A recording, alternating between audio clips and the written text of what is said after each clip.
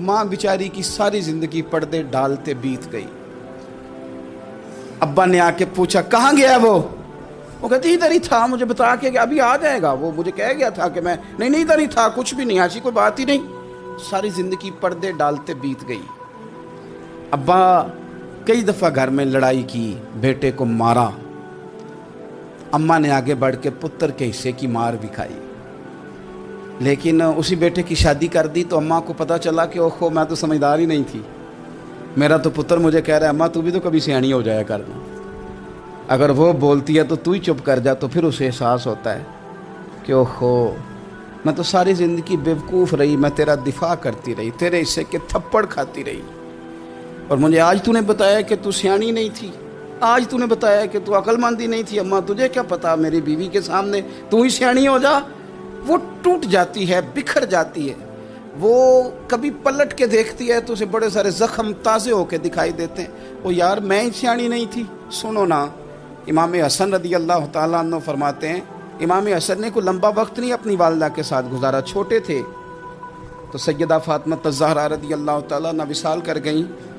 पर शेर खुदा के पुत्र की बात देखें, इमाम हसन कहते हैं लोगों मैं जब थोड़ा सा बाशऊर हुआ और मुझे चीज़ें थोड़ी सी दिखाई देने लगी तो मैंने कभी अपनी अम्मा के साथ एक प्लेट में खाना नहीं खाया था। हुजूर सारी दुनिया खाती है तो आपने क्यों नहीं खाया? तो फरमाते डर लगता था कि कहीं ऐसा ना हो कि जिस लुकमे की तरफ मेरी माँ अपना हाथ बढ़ाए कहीं मैं ना उठा लूँ, बेअदबी ना हो जाए। डर लगता था। मैंने यहाँ तक भी ना, क्योंकि माँ तो माँ होती है, मैंने यहाँ तक भी माँ का एहतराम किया, रोटी खाने में भी तकदीर नहीं की। यहाँ माँ वो कहती है पीर साहब उन्होंने दस्या जे ना कि मैं तुहानू आख्या सी, उन्हें गल्लां गल्लां च उन्होंने आख्या जे मेरे नाल बोले थे सही करे, उन्होंने दसियो ना मेरे नाल बिगड़ जाएगा, उन्होंने आख्या जे ना मैं तुहानू शिकायत लाई, पर ना उन्होंने गल्लां गल्लां च समझाया जे कि मेरे नाल उच्ची ना बोलिया करे, मैनू तकलीफ, उन्होंने आखियो ना। ओ यार क्या कायनात में हुजूर से बड़ा भी कोई है? लेकिन हज़रत हलीमा सादी आई हैं तो क्या मेरे नबी उठ के खड़े नहीं हो गए? हुजूर ने इकराम दिया तो इकराम देने से कद बड़ा होता है, छोटा तो नहीं होता। खुदारा अपने बड़ों का इकराम करना सीखें। इन्होंने किसी ने आपको जगह दी होगी, किसी ने आपको नौकरी दी होगी, लेकिन माँ बाप ने तो ज़िंदगी दे दी औलाद को, जवानियाँ दे दी, सारा कुछ दे दिया। और बच्चे हैं कि समझते नहीं। एहतराम के जज्बे अपनी तबीयत में लाएं, बेअदब ना बने, सुबे अदब ना कभी करें।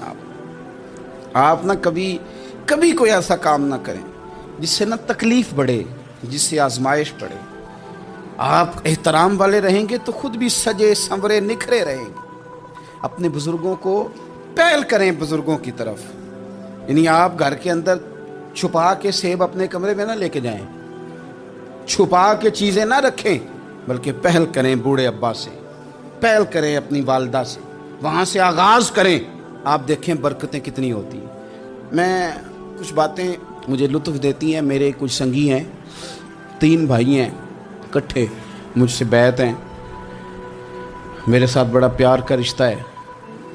तो कभी कभी ना खिदमत करने का दिल करता है उनमें से किसी का कि चलें हज़रत साहब आए हैं तो हम कुछ नजराना पेश करें। तो अपने बड़े भाई को वो थमाते हैं कि जनाब आप ये काम करें।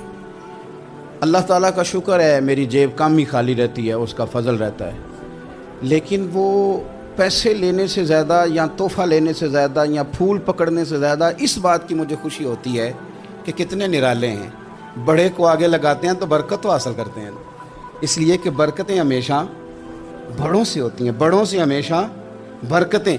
ये फूल का तोहफ़ा बड़े भाई को दे के जब आगे किया जाता है तो मेरे दिल को अच्छा लगता है, मुझे करार आता है कि यार ये लहजा ठीक है, ये अंदाज़ ये ठीक है।